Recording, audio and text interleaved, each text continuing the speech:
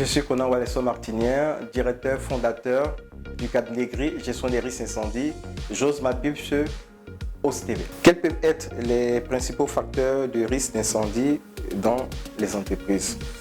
Tout d'abord, je vais définir ce que c'est que le risque. La notion du risque nous renvoie à son caractère aléatoire, interrompu avec une réalisation incertaine, car nous ne savons pas quand est-ce que le risque va se réaliser. C'est une probabilité incertaine. Les principaux facteurs. L'entreprise évolue dans son environnement concurrentiel. C'est l'activité de l'entreprise qui va générer le risque incendie et qui va conditionner les mesures de prévention et de protection. Sans oublier les matières premières ou les produits stockés qui vont aussi conditionner les mesures et les moyens de protection. Nos entrepreneurs ivoiriens ont déjà pas mal de problèmes à résoudre avec les gestions internes, les impôts, les finances et la clientèle. Pourquoi devraient-ils encore aller penser au risque d'incendie dans leur entreprise?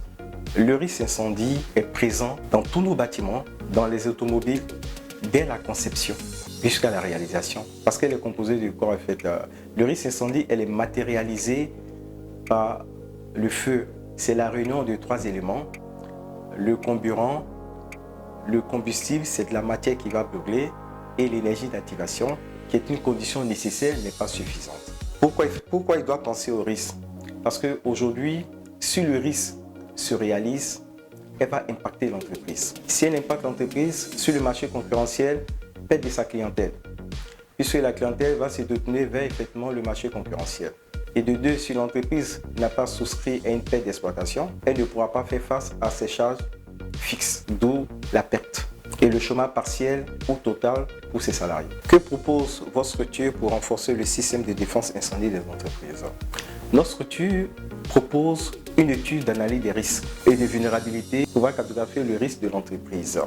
Est-ce que l'entreprise sera située effectivement en zone catastrophe ou elle sera située dans une zone à risque faible? À l'issue de cette étude, nous allons remettre des rapports à la société. Ces rapports seront constitués de recommandations et de préconisations. Mais nous allons nous baser effectivement sur la réglementation la plus contraignante.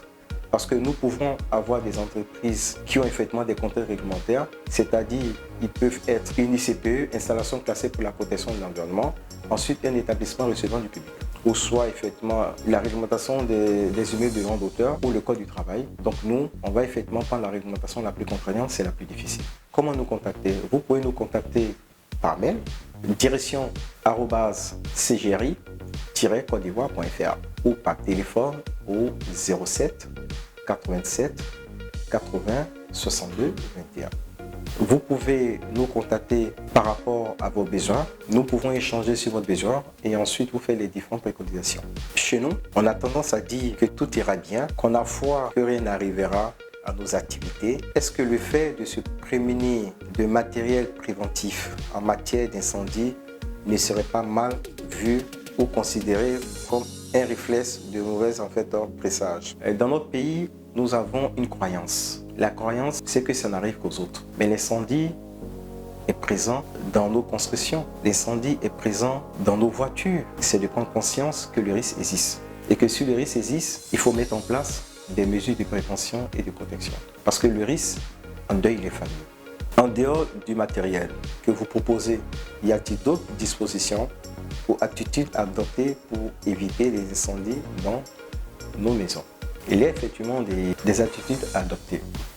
La première des choses, c'est effectivement contrôler l'ampérage de effectivement tous ces appareils-là. Et la nuit, il faudrait effectivement les éteindre en fait les appareils qui sont branchés. De deux, quand un câble ou une multiprise ou une prise est défectueuse, il faudra la changer. Il ne faut pas poser son téléphone en charge sur un matelas. Parce que la batterie qu'elle en charge, elle dégage effectivement de l'hydrogène. Or, nous savons bien effectivement que l'hydrogène nous expose à un risque d'explosion et en plus, le matelas, c'est de la matière facilement inflammable. En phase d'éclosion, qu'est-ce qui va se passer? Le matelas, elle va couver en fait. Elle va emmagasiner toute l'énergie et comme c'est la réunion des trois éléments, elle va se consumer et ensuite, ça serait effectivement en phase d'éclosion, l'apparition des premières fumées et ensuite qui va conditionner les flammes. C'est pour cela qu'il est interdit de effectivement poser son téléphone sur son matelas en charge. Faites un chic slogan en utilisant les mots feu, oser et le cabinet. Osez réduire vos risques incendie, explosion avec le cabinet.